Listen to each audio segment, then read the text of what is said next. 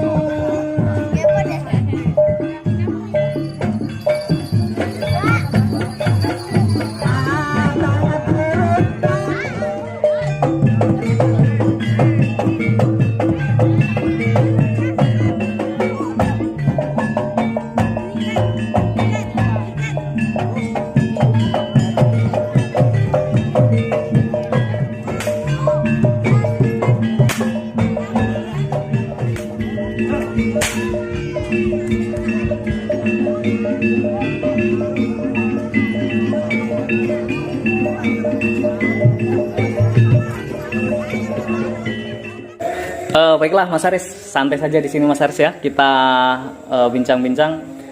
Mas Saris sudah berapa lama terjun di dunia kuda kepang atau dunia jaranan? Ya, kalau saya pribadi udah belasan tahun. Oh, sudah belasan tahun Mas Saris ya. Jadi kelas 3 SD. Dari kelas 3 SD sudah ikut dalam kesenian kuda lumping. Ya. Jadi gini Mas Saris, dalam dunia kuda lumping itu kan terkenal dengan mistisnya Mas Saris ya. Ya. Jadi pada waktu kelas 3 itu sudah hobi dengan hal-hal yang kayak gitu Mas? Kalau dari kelas 3 dulu ya baru ikut ya namanya masih kecil kan, belum tahu hal-hal yang seperti itu kan. Oh. Ya mungkin ikut-ikut anak-anak bawang lah. Oh iya. Paling Iya. mungkin ikut nari. Ikut nari gitu. Ya. Jadi belum mendalami hal yang mistisnya gitu Mas ya? Belum. Iya. Baiklah Mas Saris, selanjutnya yang pengen kami tanyakan itu Mas Saris ya. Ketika kami menonton pertunjukan kuda lumping, melihat peserta-peserta atau anggota-anggota kuda lumping itu kayaknya kalau lagi kesurupan itu kok bentuknya lain-lain. Memang itu beda-beda gitu Mas ya, yang masuk ke dalam anggota-anggota yang sudah kesurupan gitu. Saya kan namanya alam kan nggak satu. Iya. Dari alam lain-lain gitu kan. Ya kalau lihat dari anak-anak zaman sekarang itu, kalau misalnya kesurupan tuh sekedar hobi. Oh, sekedar hobi gitu maksudnya Mas. Tapi itu sebenarnya kesurupan bener apa hanya pura-pura kesurupan Mas? Itu karena banyak pertanyaan yang masuk di kami itu Mas ya. Ini kesurupan bener dan ini kesurupan yang pura-pura. Nah, sebenarnya itu memang kesurupan bener atau pura-pura Mas? Kalau zaman sekarang Mas ya bukannya mau ngerendahin. Ya. Ya, kalau zaman sekarang kalau misal kesurupan yang beneran itu jarang. Oh, jadi kalau kesurupan yang beneran itu jarang ada. Jadi yang sering kita lihat pada umumnya itu berarti hanya pura-pura gitu Mas ya? Ya kalau dibilang pura-pura ya enggak, tapi kan itu setengah sadar setengah enggak. Karena mereka kayak gitu kan terlalu mendalami Oh iya. Jadi maksudnya karena saking hobinya tadi gitu Iya, Mas ya. saking Jadi hobinya. terbawa dengan suasana musik gitu Mas Iya. ya. Oh iya. Terus gini Mas Saris, di kuda lumping itu kan Mas Saris, yang saya dengar dari kawan-kawan itu juga terkenal bisa mengeluarkan dan bisa mengobati kawan-kawan yang sudah kesurupan gitu Mas Saris ya. Nah, ada nggak pengalaman Mas Saris ketika mengobati anggota kuda lumping yang sedang kesurupan, terus pengalaman yang aneh dan pengalaman yang sangat gimana ya, sangat mistis gitu, ada nggak Mas? Ya ada, tapi kan jarang saya temui. Jarang ditemui Mas ya. Jadi bisa teratasi semua gitu ya. Alhamdulillah bisa. Bisa. Oke, santai Mas, kita sambil minum aja Mas, nggak apa-apa Mas.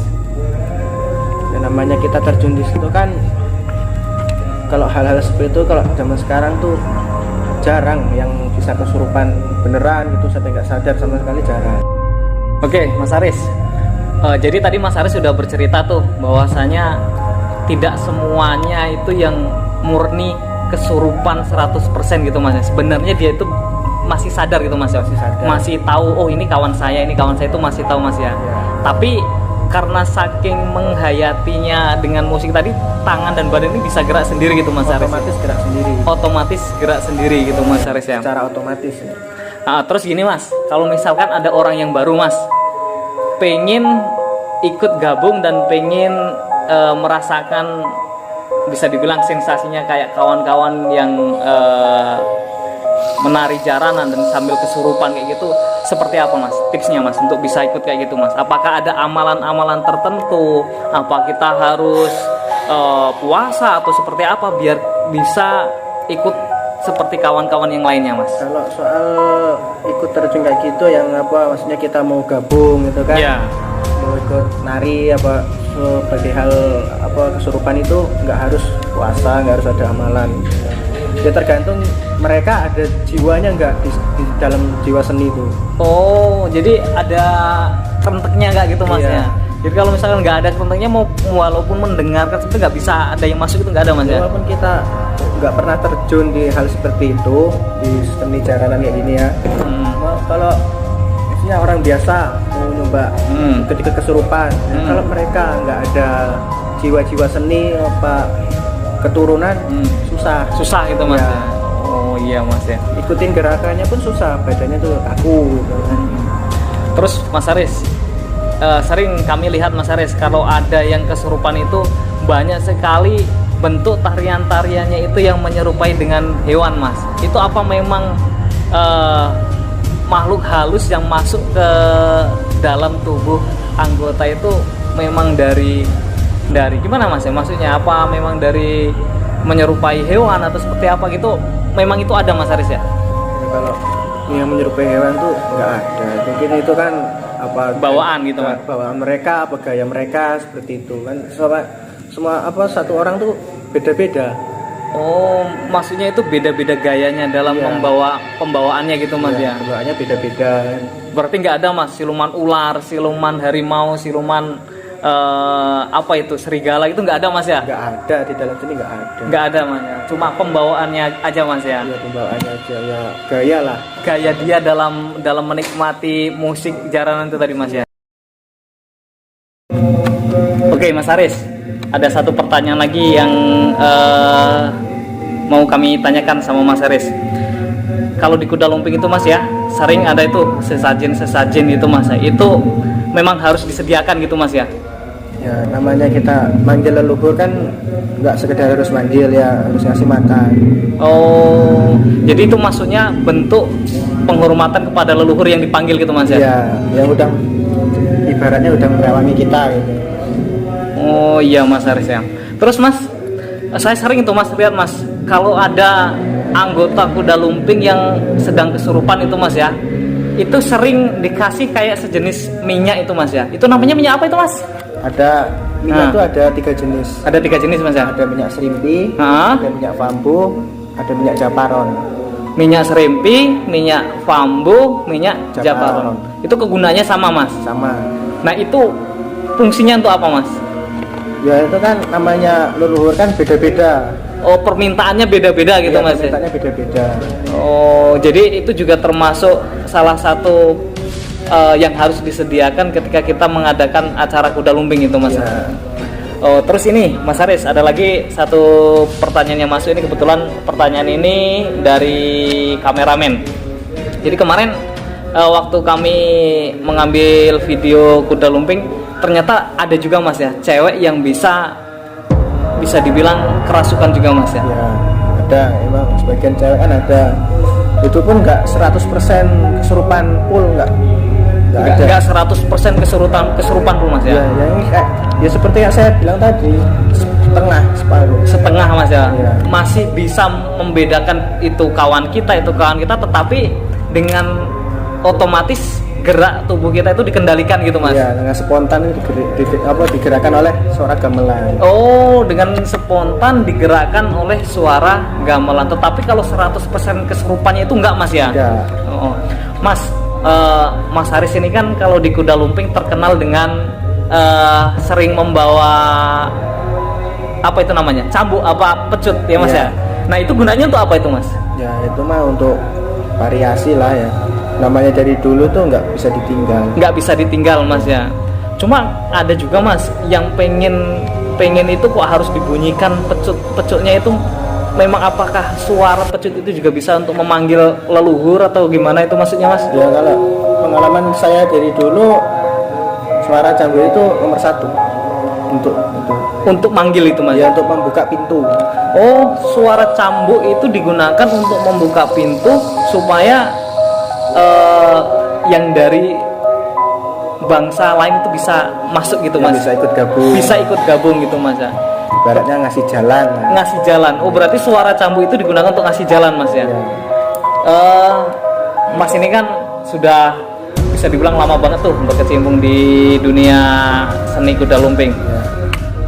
Buat kawan-kawan sama juga dengan Mas, ketika sudah merasakan kesurupan atau badannya sudah dikendalikan dengan gamelan, setelah sudah sembuh yang dirasakan apa Mas? Kalau saya pribadi nggak ada yang rasakan capek apa itu nggak ada. Nggak ada Mas ya? Ada.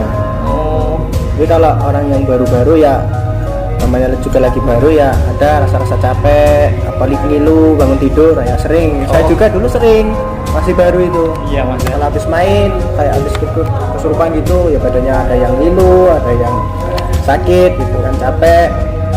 Oh iya. Kalau lama kelamaan ya alhamdulillah nggak ada gitu kan. Jadi tadi sekali lagi Mas, kayaknya saya tertarik dengan suara pecut tadi Mas ya. Ya. Itu gunanya untuk membuka jalan. Jalan, buka pintu ya. Buka jalan, buka pintu supaya para leluhur itu bisa ikut gabung gitu Mas ya. Ya, bisa memimpin lah. Bisa memimpin gitu Mas ya. Saya dulu tuh gimana ya, kalau denger ya kebetulan juga dulu rumah saya waktu di desa sana sampingan sama tempat latihan jaranan itu. Oh, rumahnya sampingan dengan tempat latihan jaranan. Iya, sampingan. Waktu kecil umur 2 tahun kayaknya. Itu sudah tertarik gitu Mas ya dengan itu Mas ya. Yang bikin Mas tertarik apanya Mas? Apa gerakannya apa gimana itu Mas? Ya kayak lihatnya orang tuh kok kayak asik gitu kan. Musiknya juga didengar asik. Apa ya mungkin dari keturunan apa memang udah ada jiwanya kan? Oh, jadi Mas ini dari bapak, dari kakek itu semua di seni jaranan juga Mas? Iya. Oh. Kakek saya dalang wayang, Mm-mm. senior jaranan juga. Itu di sana Mas, di Karangagung sana Mas ya? Iya di Karangtung sana. Oh iya Mas. Jadi bisa dibilang turun temurun Mas ya? Iya. Jiwa seninya itu turun temurun Mas ya. Terus Mas Aris dalam mengikuti atau dalam mendalami dunia kuda lumping, ada nggak Mas sesuatu yang janggal, misalkan pulang dari latihan atau pulang dari tampil itu, ada nggak sesuatu yang janggal yang sering Mas alami? Ya kalau sesuatu yang janggal tuh alhamdulillah dari dulu sampai sekarang nggak ada Mas. Sudah nggak ada Mas ya? Kayak kita pulang latihan, habis latihan itu kan ketemu hal-hal yang Ya. nggak wajar gitu. Apa pulang dari main kan otomatis kan masih ada apa ada yang nempel, apa ada yang ngikutin. Itu kan namanya juga habis main kan lalu Ya. kan datang semua. Ya alhamdulillah dari saya kecil ikut sampai sekarang ini nggak ada yang ngikutin saya Mas. Oh iya Mas ya.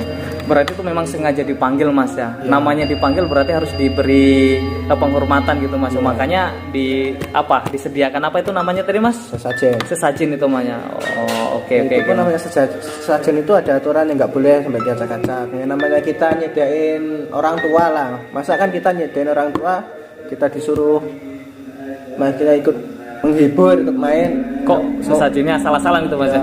Diacak-acak apa kotorin apa pokoknya intinya dibikin nggak rapi lagi kayak semulanya. Oh nggak boleh seperti itu Mas ya? Nggak boleh. Terus Mas, biasanya apa aja itu Mas yang digunakan untuk sesajen itu Mas?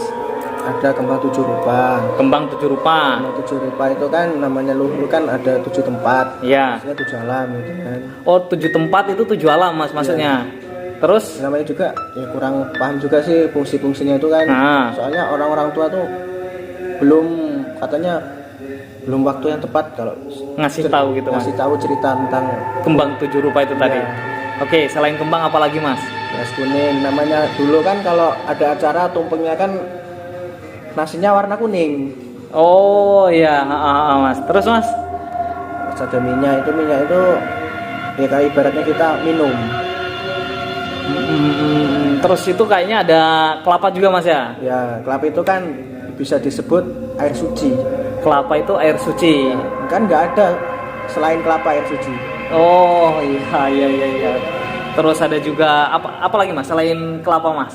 Selain kelapa, selain beras kuning, kembang 7 rupa. Ya ada kan, ada kopi pahit, kopi manis, teh pahit, teh manis, Kopi pahit, air putih biasa, sama kalau zaman dulu kan cendol itu kan. cendol. Karena dulu tuh khas. Khas itu Mas. Jadi sebenarnya itu tuh digunakan hanya untuk penghormatan saja Ya. Mas. Nggak boleh asal-asalan gitu Mas. Salah juga. Ya kan namanya beda grup, beda penyediaan sajennya. Beda grup kuda lumping, beda penyediaan sesajennya. Beda juga cara pawangnya gitu. Cara pawangnya beda juga. Ya. Ada nggak Mas yang susah keluar dari yang sudah kesurupan, misal sudah kesurupan penuh gitu? Ada nggak yang susah dikeluarkan, nggak mau pulang gitu Mas, leluhur yang masuk itu Mas? Ya ada. Itu biasanya disebabkan apa Mas? Ya mungkin ada kesalahan yang kita nggak tahu kan dari anggota-anggota lain yang ikut meramaikan gitu kan. Kita kan nggak tahu kesalahannya di mana. Leluhur itu masuk kan susah gitu kan, kita ditanya apa sebabnya pada kesalahan ini. Apa mau ngasih nasihat. Itu yang menyebabkan belum mau keluar dari badannya anggota kuda lumping itu tadi Ya, Mas ya? kan ada kita sering jumpain sampai gamelan tuh sampai berhenti kan. Orang itu belum sembuh. Ya itu bisa diibaratkan full leluhur yang masuk itu. Oh itu full, nggak setengah-setengah hal tadi Mas ya? Ya, setengah. Kayak orang-orang makan kaca, makan gelas apa namanya itu, gelas kaca itu, gelas bling lah. Iya. Itu nggak sembarangan bisa itu Mas. Kalau itu sudah full masukkan semua itu Mas ya? Ada triknya tersendiri. Ada triknya tersendiri. Oh iya Mas. Jadi ternyata kalau yang susah disuruh pulang, nggak mau keluar, itu berarti ada pesan yang mau disampaikan gitu. Apa kita yang masuk ada yang pesannya sama cucung-cucung kita. Apa kita buat kesalahan dalam proses acara tadi gitu Mas? Apa ada pesan-pesan, apa ada nasihat gitu. Baiklah sahabat MNI Channel, demikianlah bincang-bincang kami bersama Mas Haris, seorang pawang atau seorang anggota kuda lumping yang sudah malang melintang di dunia seni kuda lumping. Ternyata masih banyak sekali misteri-misteri yang belum kita tahu dari dunia kuda lumping. Kami mengucapkan terima kasih pada Mas Haris sudah mau mampir di channel kami di MNI Channel. Baiklah sahabat MNI Channel, demikianlah bincang-bincang kita bersama Mas Haris. Untuk selanjutnya jangan lupa komen, like, and subscribe.